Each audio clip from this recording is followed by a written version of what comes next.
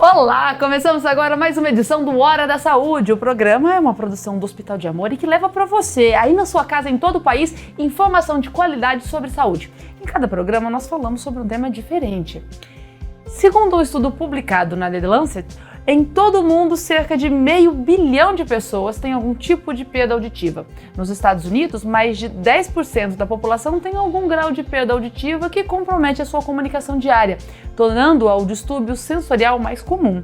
E esse é o tema do Hora da Saúde de hoje. E para começar a falar sobre esse assunto, ninguém melhor que ele, né? O meu parceiro de programa, o Dr. Marcelo Gobo Júnior. Oi, Marcelo. Olá, Gláucia.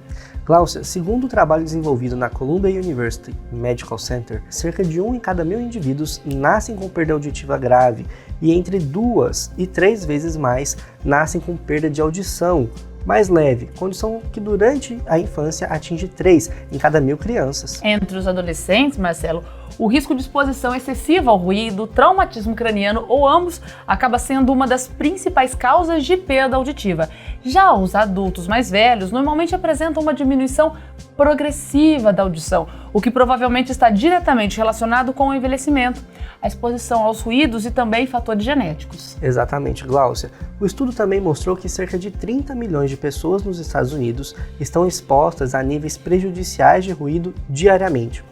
Uma realidade que se estende mundialmente e contribui para os números que acabamos de mostrar. Eu quero saber mais sobre isso, Marcelo. Tenho certeza que o pessoal aí de casa também. Então vamos sentar para falar mais sobre esse assunto? Para a gente começar, o que caracterizamos como perda auditiva e como é possível fazer essa mensuração? Eu vou dar uma introdução breve sobre isso, mas a gente vai ter uma ajuda especializada para poder falar, inclusive, sobre o que é essa perda e a mensuração dela. Essa perda auditiva é a incapacidade de a gente conseguir ouvir determinados espectros ou determinadas frequências que são emitidas e que promovem vibrações no ar que a gente percebe com o nosso sistema nervoso, através dos nossos ouvidos, como vibração sonora.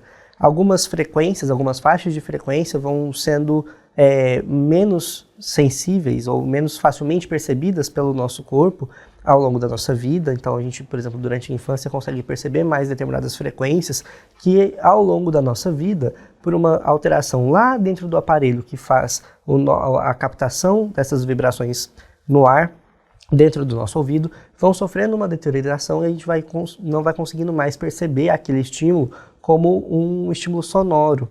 E com isso a gente vai perdendo a capacidade da percepção auditiva.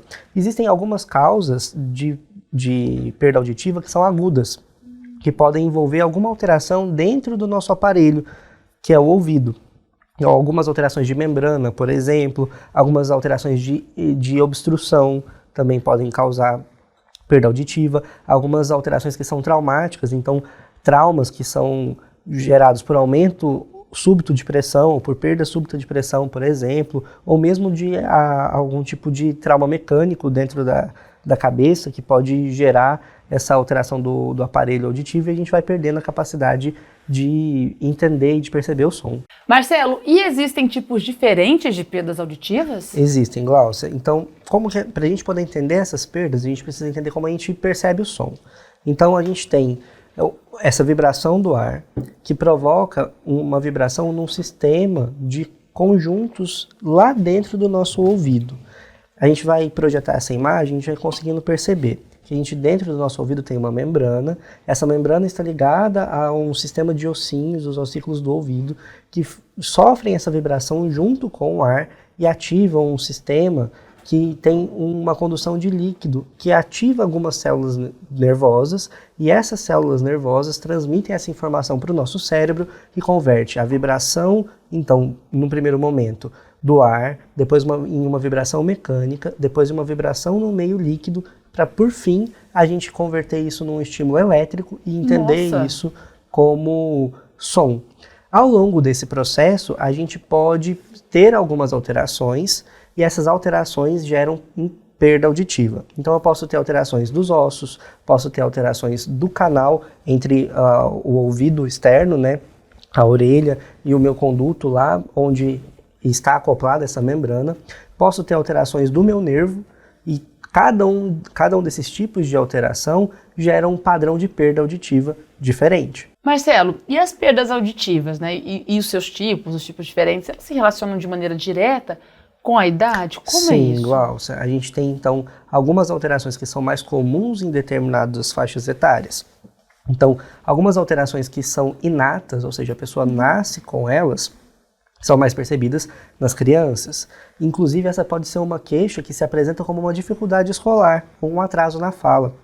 Às vezes a criança não consegue desenvolver a fala dentro do período que era esperado para a idade dela, de desenvolvimento, ou às vezes ela começa a render mal na escola, e a hora que você vai analisar o que está por trás disso, pode ser um componente de alteração auditiva, de perda auditiva.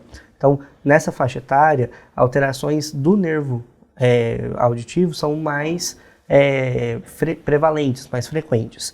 Ao longo da vida, a gente vai tendo alterações que estão relacionadas com o pico de incidência de algumas doenças. Então, como por exemplo, otites de repetição, que são infecções dentro do canal do ouvido que podem gerar essa perda auditiva. Existe também um enrijecimento dessa estrutura dos ossos, por exemplo, que vai perdendo essa capacidade de vibrar.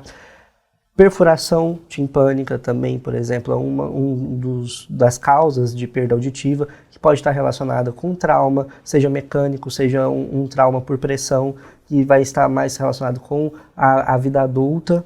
E por fim, na velhice, né, a gente vai perdendo tanto de maneira central, por conta da morte daquelas células que fazem a captação do som, a conversão daquela frequência específica de vibração em um estímulo elétrico. Quando esse neurônio morre, a gente vai perdendo a capacidade de ouvir aquela frequência. Então isso vai acontecendo, como também por alterações desse sistema de membranas que vibra, que ao longo do tempo vai ficando mais rígido, vibrando menos, e com isso a gente também tem perdas auditivas importantes. É importante a gente se lembrar que na velhice também é muito comum a gente formar rolhas de cerume. Então a cera do ouvido, que é uma substância que é produzida para proteger o canal, ela pode se acumular, e com isso a gente forma uma obstrução.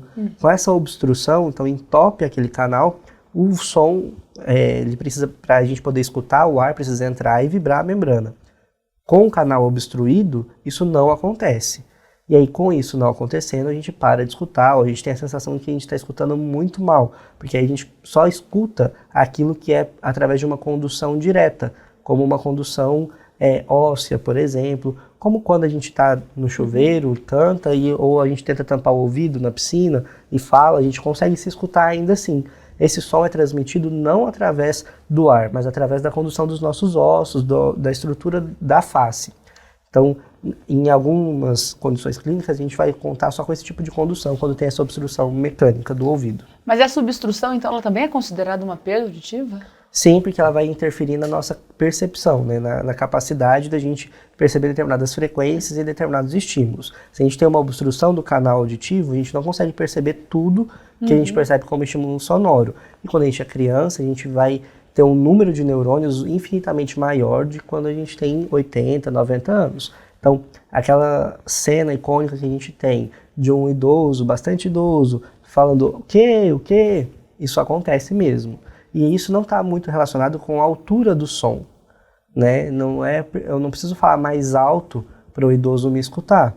Eu preciso falar mais próximo do canal auditivo, né? Para poder gerar esse estímulo. Porque a dificuldade, muitas vezes, nesse tipo de situação, envolve essa dificuldade de fazer a membrana vibrar. E isso a gente perde potência conforme a gente vai se distanciando da fonte de emissão sonora. Então, eu não preciso gritar para o idoso me ouvir. E o que a gente vê são as pessoas gritando mesmo. Eu preciso me aproximar, eu preciso estar mais próximo da fonte sonora. É por isso que quando a gente usa muito fone de ouvido, por exemplo, a gente vai perdendo um pouco do nosso senso e da dificuldade, e aumentando a nossa dificuldade de escutar os sons à nossa volta. Quanto mais próximo a gente está da fonte sonora, no caso com fone de ouvido, por exemplo, mais intenso é percebido aquele estímulo sonoro. Marcelo, o que essas perdas auditivas podem acarretar? Então, tudo vai depender do momento no momento de vida em que a gente tem essa perda auditiva, né? Então, para as crianças, quando a gente tem perda auditiva que envolve a dinâmica escolar, o momento de desenvolvimento, como a gente já comentou, isso pode gerar alterações de fala, alterações cognitivas, né? Porque a gente percebe os estímulos à nossa volta de uma maneira diferente, então a gente tem um empobrecimento em relação aos estímulos. Isso não quer dizer que quem nasce com alguma alteração do aparelho auditivo e não tem audição vai ter alguma alteração no seu desenvolvimento. Não se trata disso, dessa capacidade, mas eu vou ter um número de estímulos diferentes. Então, a minha sensibilidade auditiva, que estaria 100% plena ali, e com o meu cérebro desenvolvendo essas áreas, ela vai estar distribuída em outras áreas. Então, eu vou ter uma maior sensibilidade nas mãos, no tato, por exemplo, gustativa, olfativa. Os meus outros sentidos afloram, porque a minha capacidade de processamento vai ser mais estimulada para esses lados. Porém, na parte da função social, eu posso ter uma dificuldade de comunicação com essa criança, por exemplo, porque eu estou me comunicando com ela, por exemplo, através de um estímulo sonoro, mas ela não tem a capacidade de perceber esse estímulo da maneira como a maior parte das pessoas percebe. Isso gera uma interação social diferente. Então, a partir do momento que a gente percebe isso, a gente pode corrigir. Algumas alterações, elas são reversíveis, outras não. Mas essas que não são reversíveis, elas podem ser tratáveis. Então, eu posso ter alguns distúrbios de condução, em que eu vou ter aparelhos auditivos que vão me ajudar a corrigir essa questão, e isso não interfere tanto no desenvolvimento. Na idade escolar, a gente tem uma questão muito importante, porque o nosso processamento de fala, ele é muito dependente do nosso processamento auditivo. Então, a nossa inteligência verbal, ela é muito dependente disso. Então, eu preciso descobrir se a criança tem uma alteração auditiva ou não, justamente para poder estimulá-la da maneira adequada. Então, imagine você uma criança que tem uma perda auditiva e eu só estimulo ela através da fala.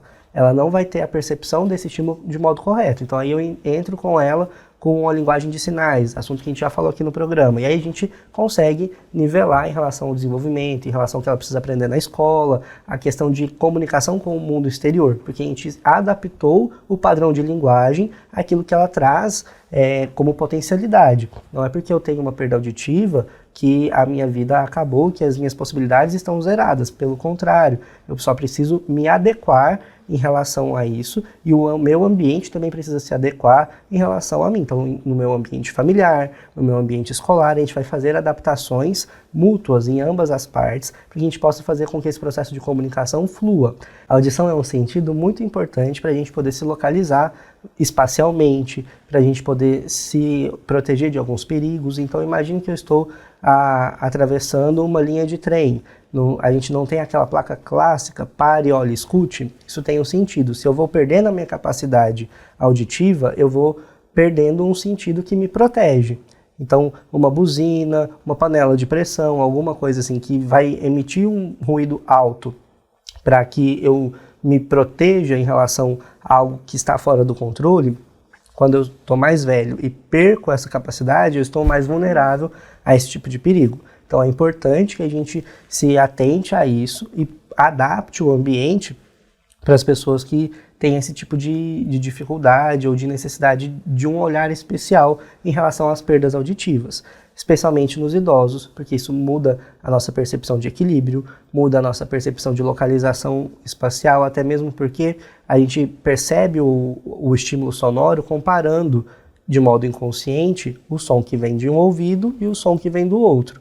Se eu tenho algumas alterações que são do canal e que são unilaterais, ou seja, só pegam um ouvido, essa comparação no meu cérebro vai ficando meio desorientado, porque ele não consegue comparar essa diferença de tempo em que o estímulo sonoro chega num ouvido e o tempo que o estímulo sonoro chega no outro. A gente vai perdendo essa capacidade e com isso a gente fica meio tonto, meio zonzo, meio fora ali do ar, dá essa impressão para a pessoa que está passando por isso, como se ela estivesse dentro de um túnel ou alguma coisa assim.